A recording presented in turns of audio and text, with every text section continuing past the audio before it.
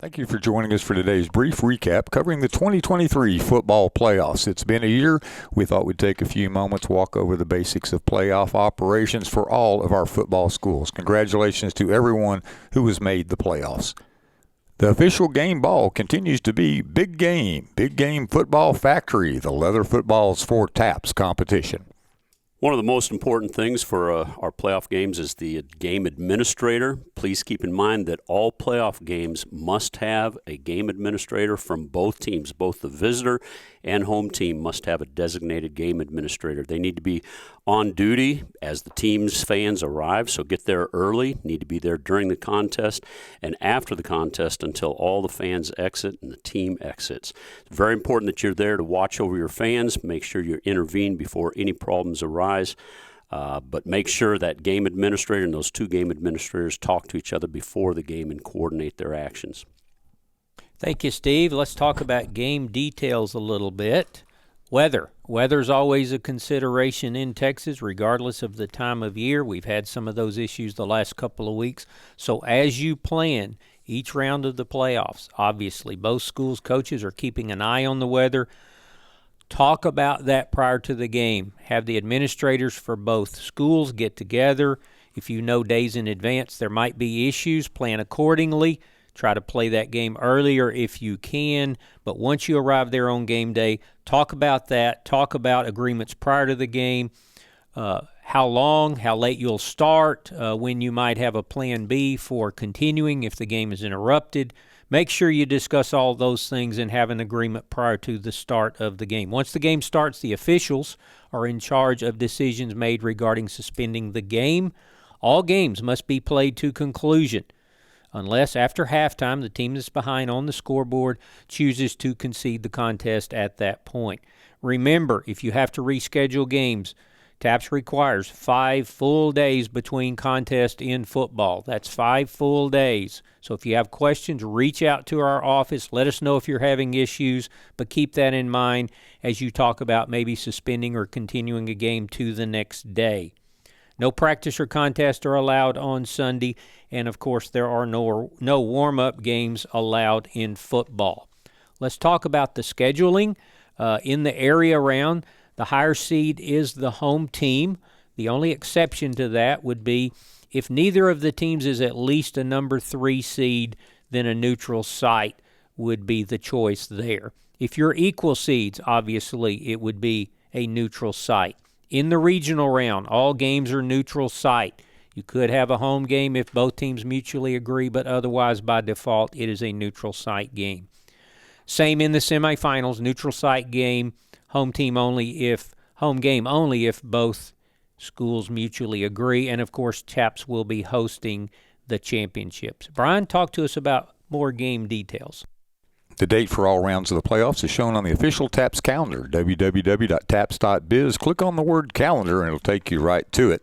You can play games prior to the designated deadline, but you cannot play them afterwards without permission. So if you get in a bind, please make sure you're communicating with the TAPS office so we can help walk you through your opportunities.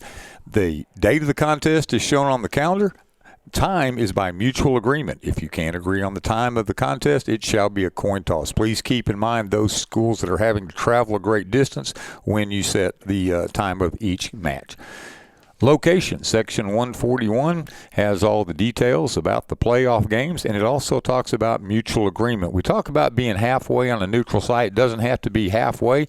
Should be one that you agree upon. Usually we look at the map and try to figure that out. There's just sometimes you just can't get halfway between two TAP schools. There's nothing out there in the middle. Admission and the gate should be mutually agreed upon. You should have a price for students and for adults. Make sure that price does not exceed the $15 that we charge at the state level. And all TAPS approved passes must be accepted without exception. So the TAPS annual pass gets the pass holder and all minor children in for free. Texas high school coaches, the Texas high school athletic director's passes would also be honored, as well as TASO for the card holder only. Other game details that are important as we go forward would be the health and safety. Are you going to have a trainer, an EMT, or an ambulance? Make sure both teams agree prior to. Sometimes that gets a little costly. You may have to share that expense. Security is another important consideration. Make sure that whoever's hosting the game has their security concerns met out, especially in their emergency action plan. Again, you may need more or less security depending on the size of the crowd anticipated. Media access. Both schools have the rights to live stream or radio, so make sure you discuss where they're going to be, especially if it's a crowded press box. All photographers should be kept off of the end lines where possible. Make sure that you have your designated areas where they can shoot if they're down on the field, and make sure you do have recognized officials' passes for the photographers so that folks, the officials, and the game personnel will know who's taking picture and who they're taking pictures for. Okay, let's talk about game officials. Remember, game officials in all playoff games in TAPS must be mutually agreed upon between the two schools involved in the contest. That applies even if one of the teams is the home team and is hosting the game. They do not automatically get to use their officials. Both schools must agree.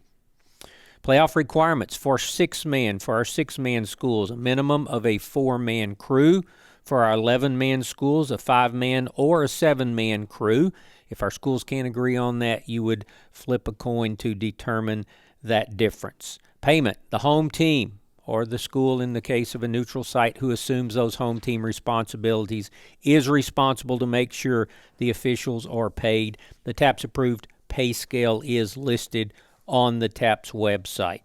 For our football games, there are site-based officials that are an integral part of the game, and those are provided by the host team or the designated home team. Or if you have a neutral site that has a turnkey opportunity, hopefully that school will provide those people for you. You'll need a scoreboard operator, a down clock, and the line-to-gain crew unless arrangements are made otherwise. Sometimes the chapter can provide those, but that is an expense that the schools may or may not want to share. Removal from contest. While we certainly hope this does not occur in your playoff game, you do need to be aware that the consequences for removal from contest increase in the playoffs. For a student athlete, it's a $200 fine, and that athlete is suspended for the first half of the next contest. For a coach in the playoffs, it is a $500 fine, and they are suspended for the next contest. In addition, they will receive a public reprimand. So make sure this doesn't happen. If it does happen, please make the TAPS office aware within 24 hours of this occurrence. You can find that form in rank 1 in the coach's toolkit. Protest. We'll make this pretty simple. There are none. There is no such thing as playing a game under protest. Once a game begins, you have accepted the officials, you've accepted the color of the uniforms people are playing, so there is no such thing as playing a game under protest. Brian, can you talk to us about game finances? One of the biggest issues about game finances is if I'm the home team, what do I do with the money we take in? When do we split? When do we not? So for game finances, you need to take into consideration the facility workers like gatekeepers, custodial, who, if you have a locker room attendant, those kind of things are all important. Security, again, how many? How long are they going to stay? Are they there before and after? Health and safety, the biggest thing there is, are we going to have an EMT, a trainer? Are we going to have an ambulance if we can get it? Please make sure you make all those arrangements, but they do cost money. And then the officials, making sure that the home team or the designated home team gets the officials paid, the official TAPS pay scale. So again, if it's not being taken care of by the chapter, make sure you also take care of those site-based officials. They could be in the host agreement or they could be separate. Make sure each team is aware of where those financial considerations come from. In a home game, the home team shall bear all expense. The home team shall retain concession stand earnings, if there are any, and if funds remained after expenses, profit is to be split evenly between the two teams. While we talk about concession stand, make sure you have an agreement, especially if it's a neutral site. Are we going to have a concession stand? Again, when is it open? When does it close? Make sure that all of that information is spread out to both schools. Neutral site games, one team shall accept the responsibility of payments. That's usually the designated home team or the one who makes the arrangements with the facility. Expenses are split evenly between the two teams if gate does not cover the cost. If funds remain after expenses, the profit is split between the two teams. Again, the traveling team would not bear any extra cost unless it's a neutral site game, and at such time, if it doesn't pay for all expenses, then at that time, they would need to chip in a little money to make it an even split. In every football game, there are always a lot more people performing besides the players on the field. This could include cheerleaders, dance team, any student group under school supervision, band, drumline, or other such auxiliary groups. Very important that each of these groups has a sponsor to watch over them. Also, both schools need to get together and discuss where these groups can be, when they can perform. Both schools should have equal opportunity, equal amount of time to perform, also whether there are dressing areas. But all these things can be covered by both athletic directors or both fine arts directors before the game and come to an agreement about all of these issues. Prohibited activities. There are certain activities that are not allowed at TAPS events, specifically related to football games. No live animal mascots, cannons, firearms, fireworks, those kind of items are not allowed. Bands, when permitted, shall play only during timeouts and intermissions. I want to pause on this one just a little bit because we see this one frequently by the time we get to our championship games.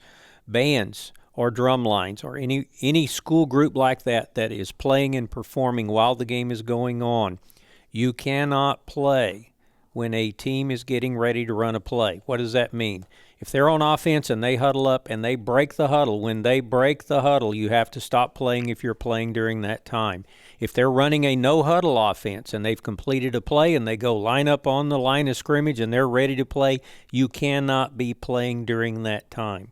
When they're ready to kick off, once everybody's lined up and the white hat blows the official and the play is ready to start, you have to stop playing then. You can't be playing while the ball is kicked, while they're running down. We see that one frequently, but that interferes with the play on the field, and that is not allowed. So please remind your directors to keep an eye on that and to stay within those rules. Individual band instruments may not be used as noisemakers. Air horns and bullhorns, beating on anything to make noise that's not a part of a group that's performing, that's not allowed. So please be aware of that.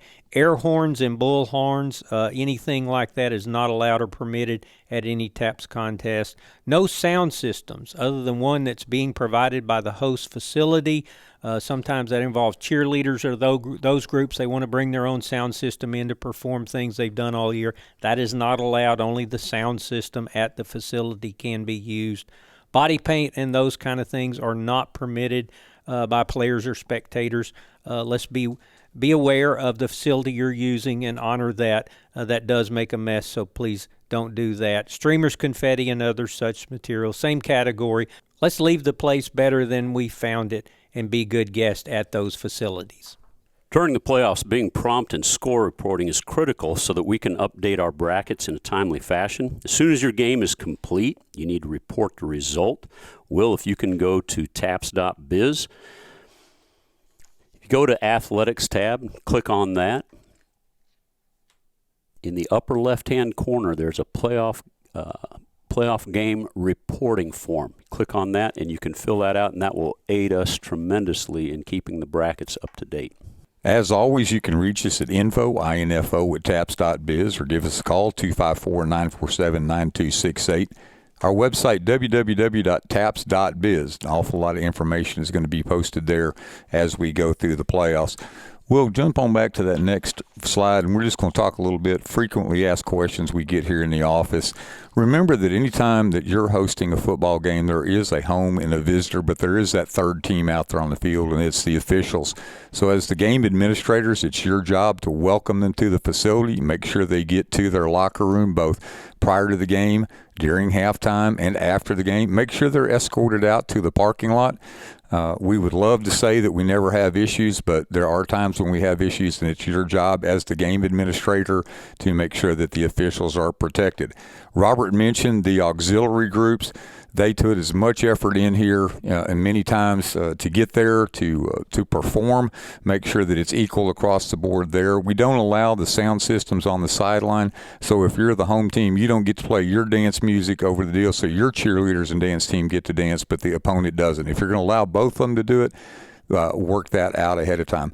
It's also important, and I know in a football coach's mind, the auxiliary groups aren't there, but somebody needs to contact the other school, the game administrator, or whoever's coordinating efforts between the two schools. Where do we park? Where do we change? Brings to my mind, especially in some of our schools, do I have a dressing facility for both teams, especially if you're renting one? Where do we park? What time can I get into the facility? How long do I have to tape before I go to the field? Which end of the field am I warming up on? All those things need to be discussed by both teams prior to going out. The other thing that comes up continuously, and we've mentioned it here, is protest. There is no protest. Once you start the game, the officials are there. It's their job to run the contest. Competition with honor, both from the coaches and the players. It's a huge issue. It's more than just a motto with TAPS. Highly encourage you, if you're the coach, if you're on the coaching staff, if you're the adult on the sideline, be the representative you know you want to be. Don't let your emotions take control of you. Take yourself, be calm, be out there, fight for all you can fight for. We understand that. But once you cross the line, everybody behind you, the students, the fans, everybody may come with you. So do us a favor. Be the professional on the sideline. Everybody competes with honor. We look forward to a great playoff season for both our 6 and 11-man schools. It's all going to culminate in Waco, Texas. We'll be at Waco ISD Stadium the first weekend in December. Good luck to all of our teams that have made the playoffs. Good luck as you advance. If you need anything, www.taps.biz. Click on athletics, click on football. You can also get to the bylaws. Info, I-N-F-O. Info at taps.biz is the email, and 254-947-9268, the number to call. We're here to help. We look forward to seeing a great playoff series and season in TAPS football 2023.